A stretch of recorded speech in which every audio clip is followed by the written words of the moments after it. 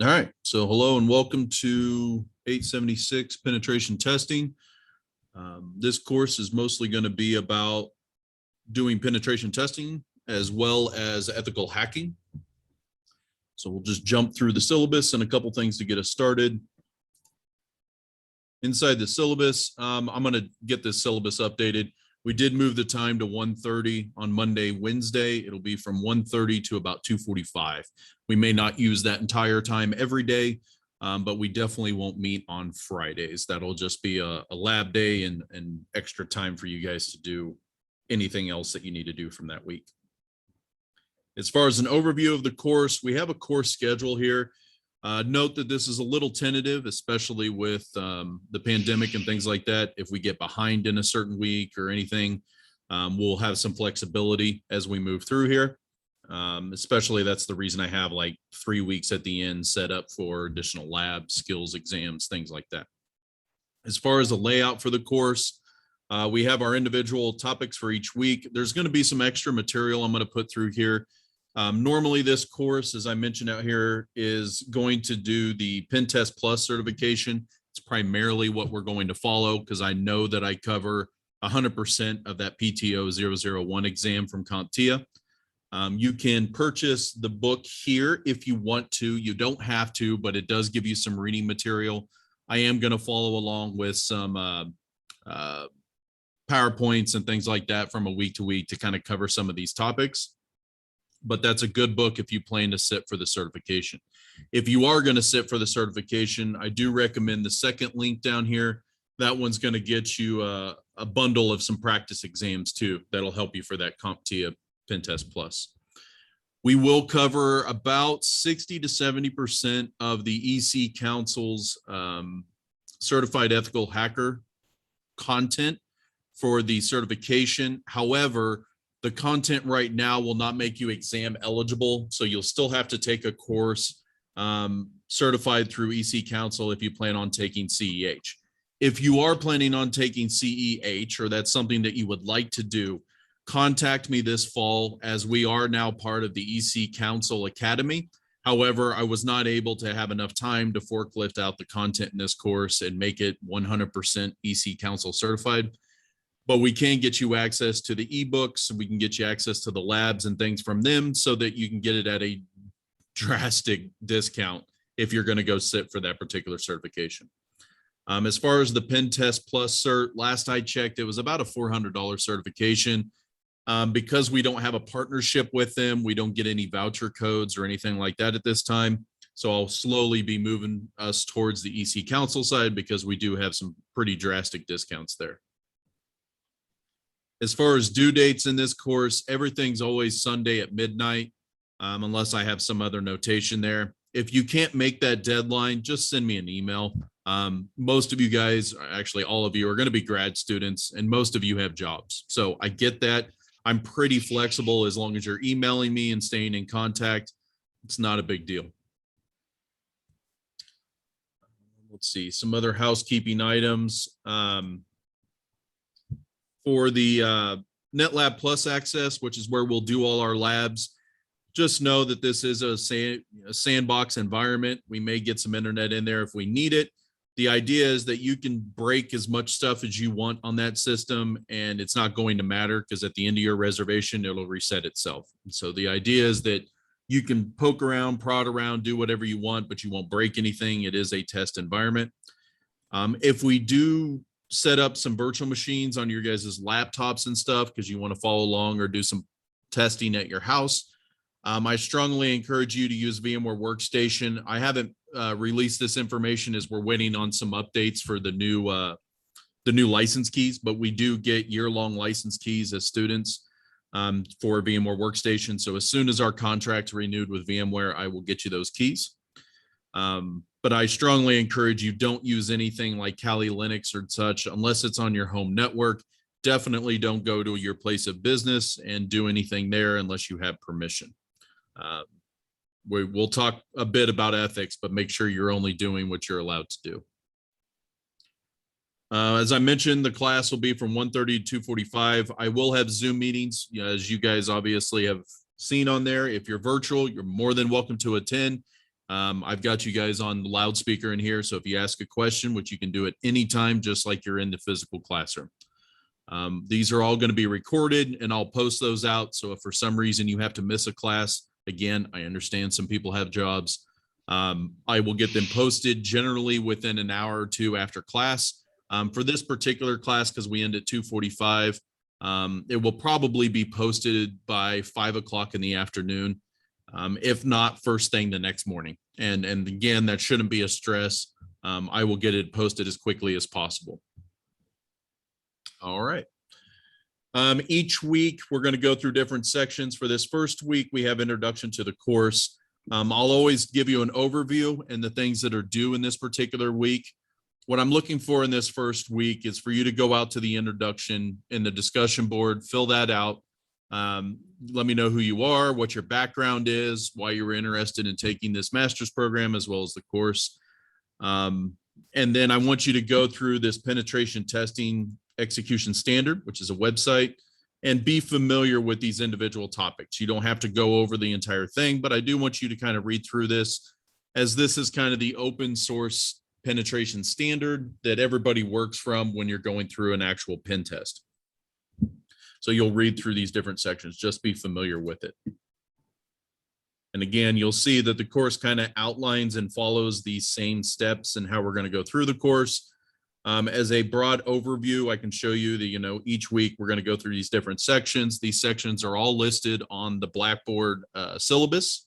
So I will get that syllabus updated and get you guys in there. This Linux refresher, I am going to go ahead and open this up to you guys as well. If you haven't used Linux over the summer, or it's been a while since you've used Linux, this little Linux refresher is just an 8-hour course. You don't have to do the exam that's in there. However, you're more than welcome to do the exam. And you can test yourself just to kind of test your basic Linux knowledge. Everything we do in this course will be focused on Linux. However, there is a series of labs that we will do that's on the Windows side focused there as well. All labs, when we have those released, I'll show you roughly what it will look like. But you'll get a link like this where it says video 1 lab. You'll click on those labs and it will take you out to our Netlab system where you can go ahead and reserve time. I will walk you through that in the first week when we start doing labs. And I believe that's in the next week, if not the third week, is when we really start to hammer home on labs. I intend for us to do a lot of hands-on labs and training in here. There'll be stuff that I had in this course and there'll be new stuff that we're adding in the course.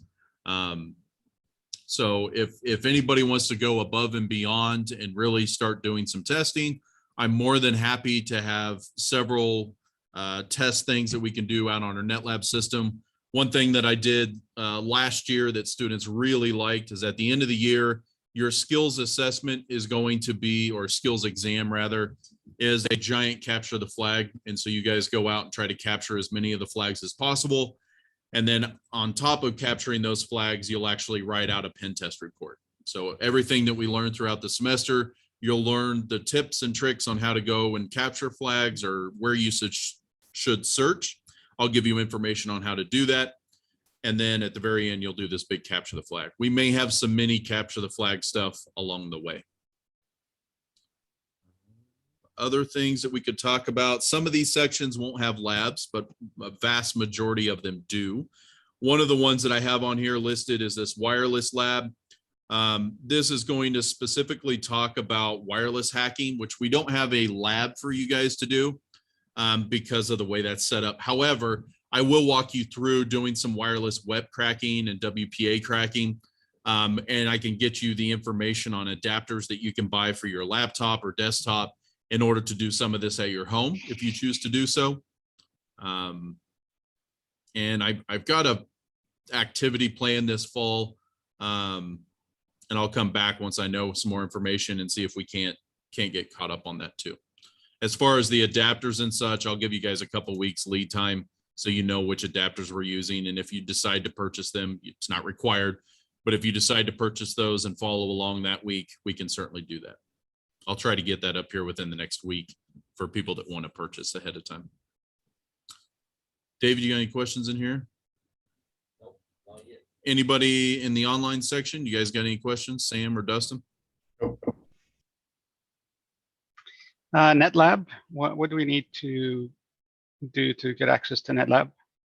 So there's nothing you'll need to do once the labs open up for those particular weeks. So for example, when we get to like week 3 here with getting to know your targets, you'll just click on the link. It'll automatically log you into the system, and I'll walk you through how to make a reservation on the system.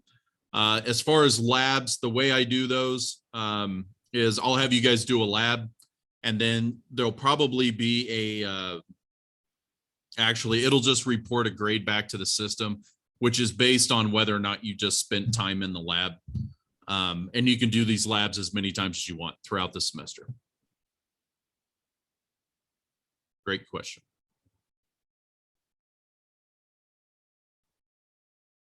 Like I said, they'll pop up like starting next week when we get to moving through some of these.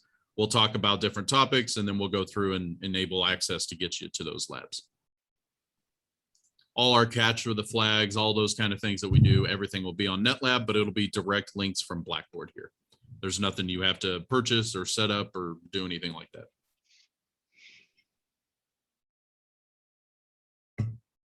All right. So again, this week, the big thing is just getting people to do this overview, get the introduction. I left this week pretty light just because of the workday issues and people getting enrolled in the class. I got a lot of people that aren't even going to get enrolled until about Wednesday that should have been in this section, but they got kicked out kind of thing. So tried to keep it fairly light this week. Any other questions?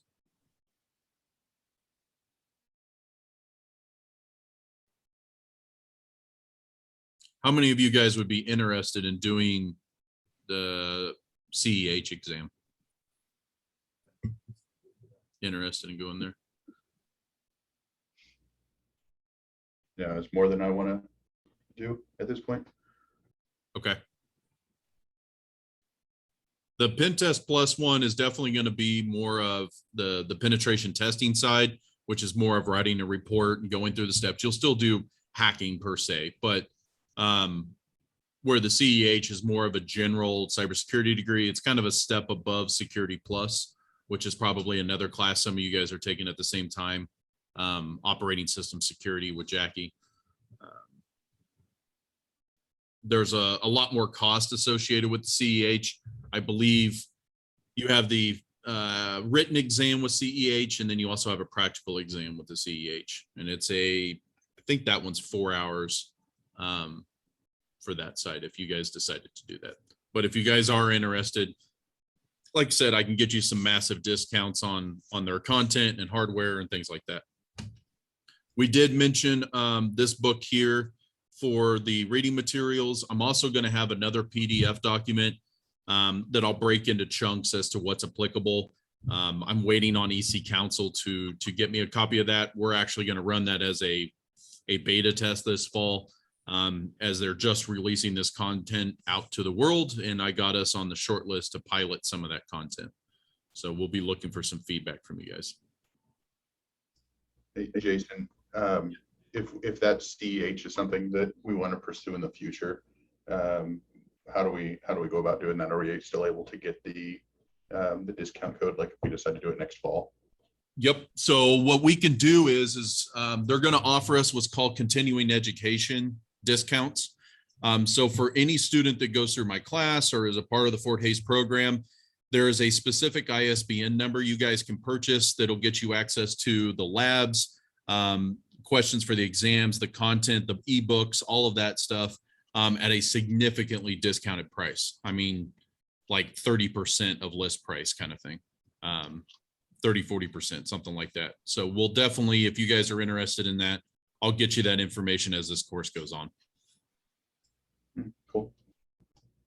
And even in the future, as you guys want to do anything from EC Council, so any of their certifications, definitely check back with us, call the main office, call my phone, something like that, because I want to make sure you guys get these continuing ed credits. They are drastically cheaper than going out and doing the $5,000 and $6,000 courses that you would find online. And it's the exact same content. All right. Anybody have anything else today? Like I said, today is just getting everybody introduced, making sure they find the right section, make sure you have access in Blackboard. Also give time for people that want to buy the book, they can get the book ordered this week and get it coming. Again, it's not required. If you guys don't want to buy it, can't afford it right now kind of thing, I get it. If you need to wait a couple weeks or whatever, that's fine too. It's not a big deal.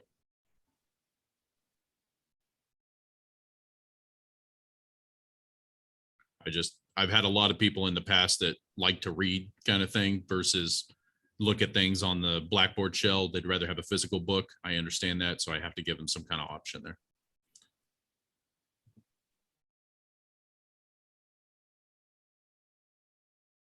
All right, I'm going to go ahead and end this recording.